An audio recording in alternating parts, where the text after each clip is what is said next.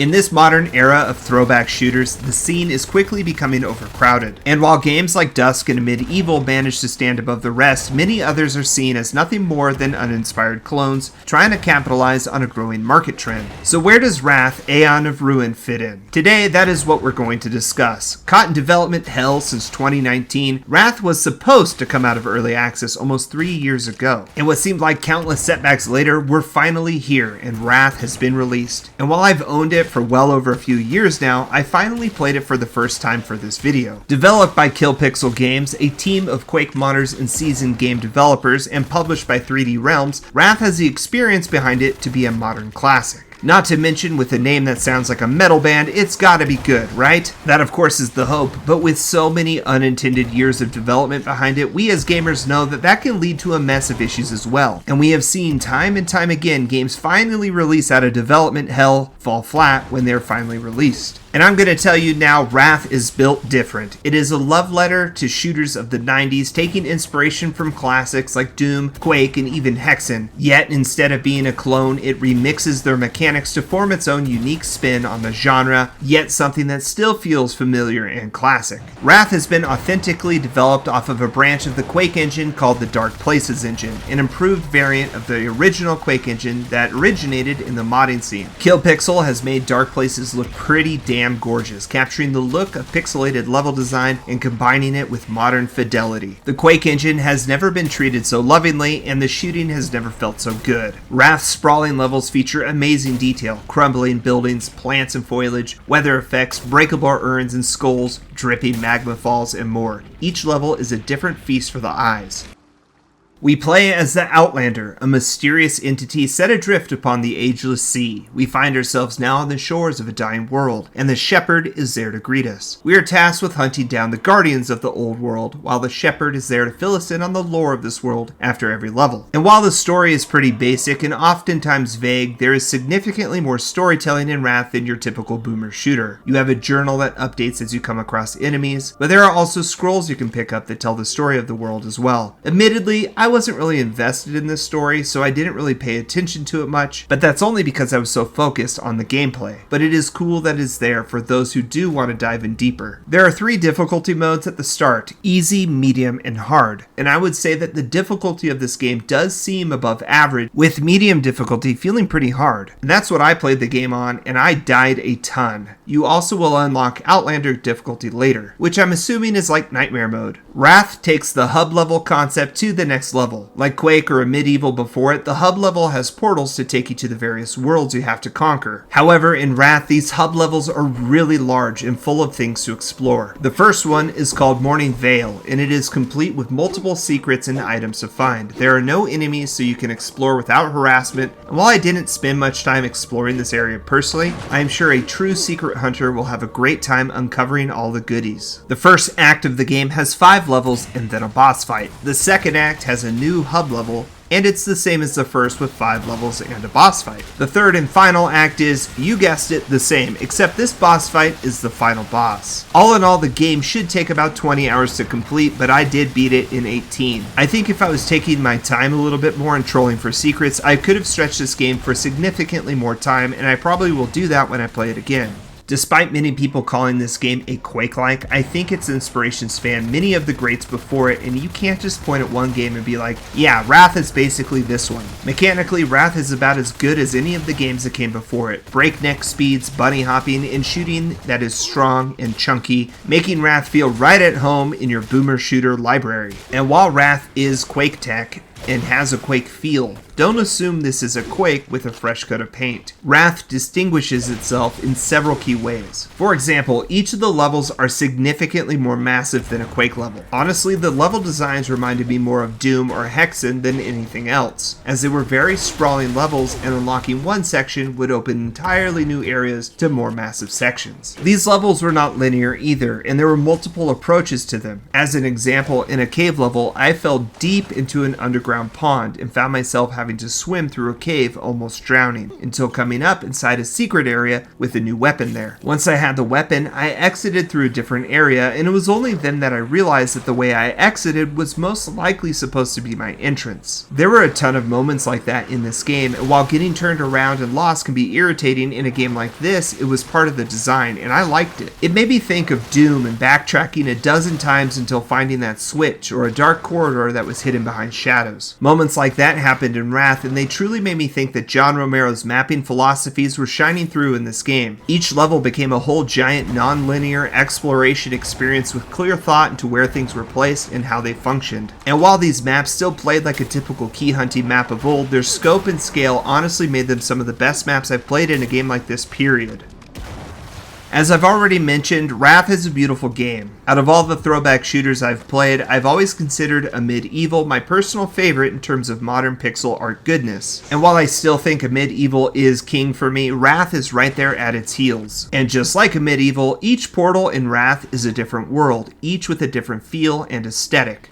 From snowy gothic buildings, to deep sandy caves, mossy swamps, bloody Doom-like hellscapes, and your more basic medieval Quake dungeons, the level designers and texture artists definitely flex their artistic muscles with this game. When speaking on new games trying to imitate the gameplay and feelings of the nostalgic 90s, it's impossible to play them and not compare them to something. But what I liked about Wrath is despite the engine being Quake tech, you can't really pinpoint it to one game and say, this is Wrath, this is the game it's trying to emulate. I saw Doom, Hexen, Heretic, Quake 2, and even a little Daikatana thrown into the mix. The setting and backdrop of the snowy Gothic map and then the inside church area reminded me of the medieval Norway-themed episode 3 of Daikatana, and Wrath's sandy levels made me think of the ancient Greece-themed episode 2. And also, just like in Daikatana, instead of being able to mash the quick save button anytime you want, in Wrath you instead need to find items called soul tethers to manually save the game with, just like the save crystals in Daikatana. Each level also has a few shrines which refill your health and then act as checkpoints as well. All in all, the save system is interesting and it makes you really consider when a good time to save will be. Save too often and you will run out of save points. Save too late and you will have significantly more ground to cover again if you die. With levels as large as they are, the save system becomes almost a strategy in and of itself. I personally liked the system and I found myself challenged by it. However, I can foresee many people disliking the system as well, just like the majority of fans hated Daikatana's system back in 2000. However, unlike Daikatana, where the save crystals were few and far between, Wrath gives players plenty of soul tethers, and it's balanced well in that regard. Wrath's art is so fantastic, I felt like I had to look at things to critique. So if I had to be a little picky, several areas felt a bit vanilla, taken from the dark fantasy playbook. I'm not saying this is a bad thing, as it works well for throwbacks, and in Wrath, many levels did have corridor shooting areas that really did feel like Quake. And while there are also Egyptian themes, volcanoes, and even bloody fleshy themes, I do think they could have done away with the dark fantasy in this one, as it's pretty overused these days. That said, I didn't mind it, and remember, I'm being picky. All of this said, it's a magnificent looking game that has pushed the Dark Places engine to new heights, challenging all other boomer shooters for the title of best looking. The game also feels optimized, and I experienced very little stutter or frame drops. Only once did I have an issue that required a restart, and I think that was something happening on my end with OBS. Otherwise, not a single crash or bug was experienced. The music was composed by Andrew Hulshult, who you might recognize as the composer of Dusk, a Medieval, Quake Champions, and a Doom Eternal expansion. Unlike other gaming tracks of Andrew's, I felt Wrath was the most Quake-like. It felt more of an atmospheric track in the background, rather than a front and center piece you jam out to while fragging. I will say, I'm so used to games amplifying the soundtrack during combat these days, I half expected it, and I'm personally glad this game went with the soundtrack design that it did. Speaking of combat, I especially loved the enemy designs, and the gore effects were a thing of beauty in this game. And there's really no way to say that without sounding like a psycho, but the way the enemies go splat and fall to gibs, blood just erupting everywhere, it was just magnificent. There are 15 different enemies in this game. There's a base roster you see in every level, and then there are a few enemies that only show up in their respective worlds. And while it works just fine, I do wish there was a bit more variety in the enemies in this game. 15 enemies for a 20-hour experience just doesn't feel like enough, and this might be my biggest critique of the game itself. While I realize that more enemies would have meant significantly more work for a dev team that had a rough development cycle, if it could have been done, it would have taken the game to even greater heights. And I know I've been speaking a lot about Amid Evil and Daikatana, but in those games, when you went to a different area, a different world, the enemy roster were also all different. And for Wrath, I think a new roster of enemies for each of these 3 episodes would have been amazing. Enemies that fit in with the theme of the episode for added immersion, instead of enemies recycled throughout the entire game, which again is fine. But for example, the fire enemy felt right at home in the volcano areas.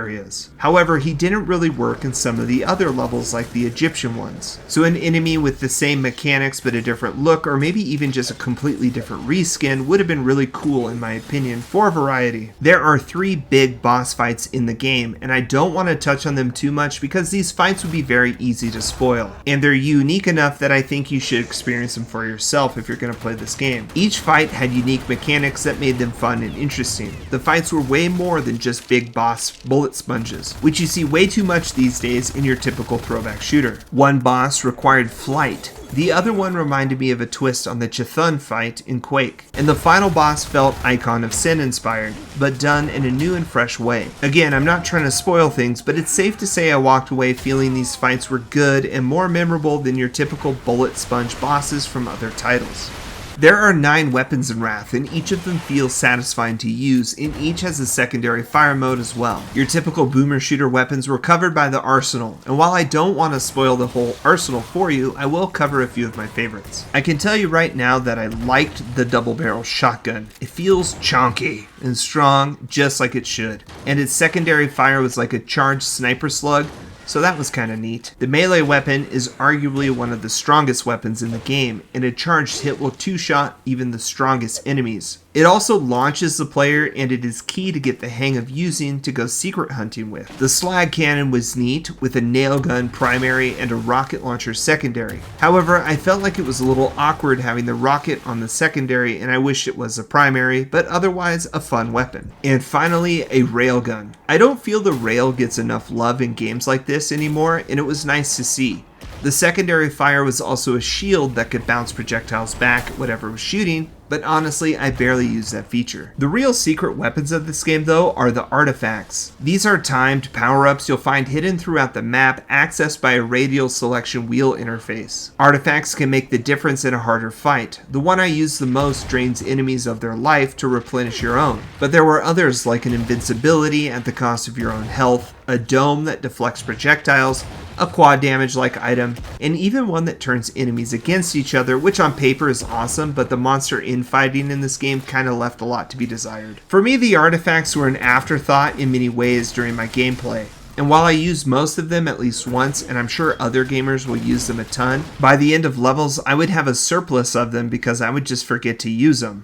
All in all, combat is pretty straightforward and nothing new, which is great for this type of game. We want it to feel familiar. Enemies spawn, players shoot and circle strafe, and enemies die. Rinse, repeat, rip, tear, and love. I do think Wrath makes for a better out in the open shooter than a corridor shooter, as I notice the enemy AI does glitch out and get hung up in tight spaces or around corners. That was really my only issue with the combat. The game is difficult, but it is all about the numbers of enemies that spawn in, as most enemies on their own don't really pose much of a threat. And much like games like Doom Eternal, most of the encounters are via enemies spawning in as ambushes, and it's not long before combat starts feeling like a bullet hell with all the projectiles being shot at you. The game keeps you pretty topped off with health and armor, so you can get healed up pretty quickly before the next fight. Ammo, on the other hand, is not quite as plentiful, and I did find myself out of shotgun ammo in particular fairly often. And that's probably because I used the shotgun for most of the game. However, you have 9 weapons and a very, very strong melee option, so the sparsity of ammo is really not too much of a hindrance. The roster of enemies are pretty standard and much like Quake or Doom. There are zombies and deformed soldier types, as well as these blue glowy guys that I would relate to Doom imps, or floaty skeleton looking dudes that are basically scrags from Quake. You then get stronger enemies like green cyst monsters and flaming fire golem guys that I already talked about. Almost all enemies have splash damage when they die, and it's almost impossible to avoid, so you will be taking a good amount of damage from that. The most common and dangerous foe you'll face are the three-mouth cacodemon type creatures. It is able to shoot you with rapid fireballs, as well as charge you, which is terrifying, and they can be tough to take down and tougher to get away from. I hated them, and the developer loves them because they're everywhere. However, a quick blade to their open mouth seemed to take care of them well enough most of the time.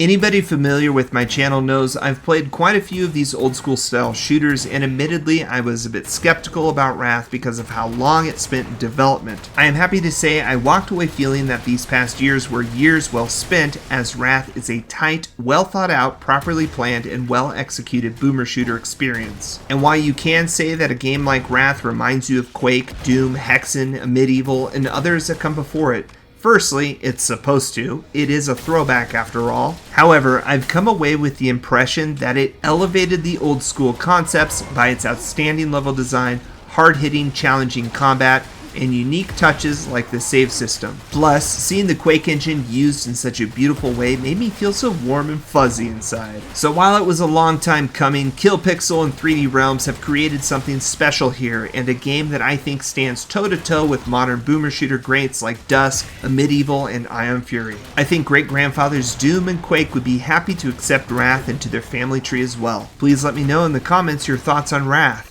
if it's something you're currently or thinking about playing now that it's out in full. And just so you guys know, I do have an interview planned with somebody at Kill Pixel Games to talk to me about Wrath Aeon of Ruin. So watch for that coming out in the coming weeks. Please subscribe to the channel so you don't miss it. So yeah, if you enjoyed this video, please be sure to like and share it with your friends, as it's a massive help for the channel. Thanks again for watching. I'm SaltyOctopus, and I will see you next time. Happy fragging!